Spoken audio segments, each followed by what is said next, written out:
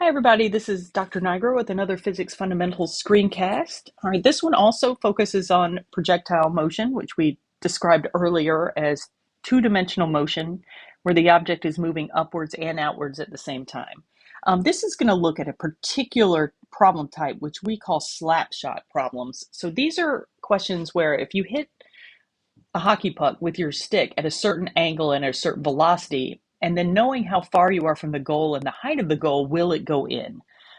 We could also look at this in terms of soccer, which I think my example program is for soccer, but it's the same idea. So this is a special type of our up and out problems. All right, if you need to give a refresher on up and out problems, I would point you to my other screencast that focuses on those specifically. All right, and generally the question is, will they score a goal? And then usually they ask, if not, is the ball rising or falling?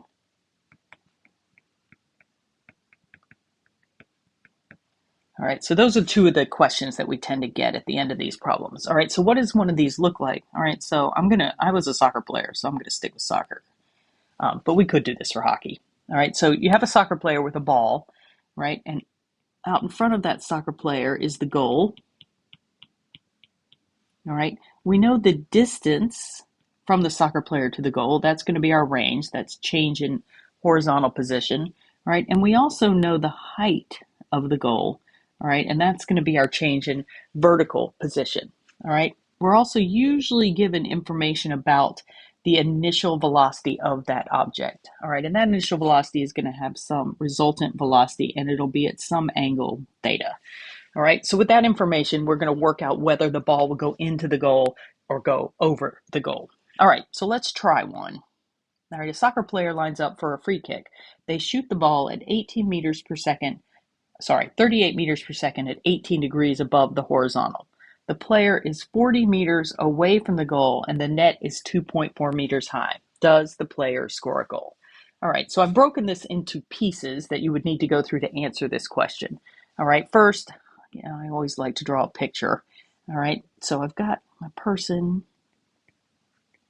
All right, it's going to look very similar to what I have up top, but we're going to do it again anyway. So here's my goal. All right, and the problem tells me that my soccer player is 40 meters away from the goal and that the goal is 2.4 meters high. They also tell us, all right, that they shoot the soccer ball at an initial velocity of 38 meters per second, and the angle is 18 degrees above the horizontal. And remember, above the horizontal, we're going to use as north of east. All right, so the first thing we need to do is break it into its components. We've got to break that velocity. So that's what it asks us to do first. All right, so we know that the horizontal velocity is going to be equal to that resultant times the cosine of our angle. So we'll plug that in. We've got 38 meters per second times the cosine of 18 degrees. And we use our calculator, and we find that the horizontal velocity is 36.1 meters per second. All right, and then we do the same thing, but for vertical velocity, and we use our sine function. So the resultant velocity times the sine of our angle. Plug in the values again, 38 meters per second times the sine of 18 degrees, and we get a vertical velocity value of 11.7 meters per second. Okay, so we've got our components. So now I'm going to set up my table. So we have a change in position, velocity values, acceleration values, time, and then our resultant value and its angle. Table it up for us. All right, we're going to have our vertical and horizontal split except for time, and we know that the acceleration horizontally is 0 and vertically it's gravity, so negative 10 meters per second squared. All right, the problem also has told us the range, or that horizontal distance, is 40 meters and that our vertical distance is 2.4 meters. All right, we also have now found our components. So we know that that horizontal velocity is 36.1 meters per second, and that at least initially the velocity of the soccer ball vertically is 11.7 meters per second. So that's the information that we know.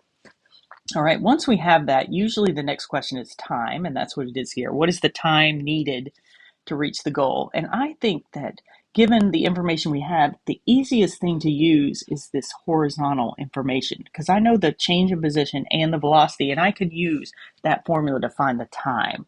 All right, so the time is going to be equal to the change in position divided by that velocity value.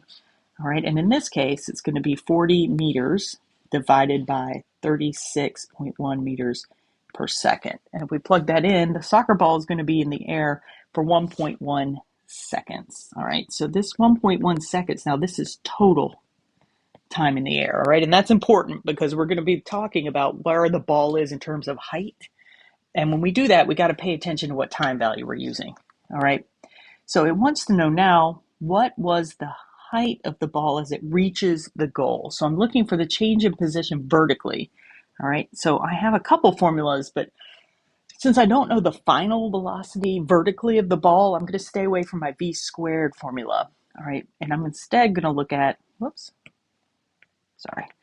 going to use my v initial times time plus 1/2 acceleration times time squared formula, because I know all of this information. All right, so the change in position is going to be equal to 11.7 meters per second times 1.1 seconds plus 1/2 of -10 meters per second squared times 1.1 seconds squared. All right, so I plug all of that into my calculator, and I find that the soccer ball after 1.1 seconds is at a height of 6.82 meters. Wow.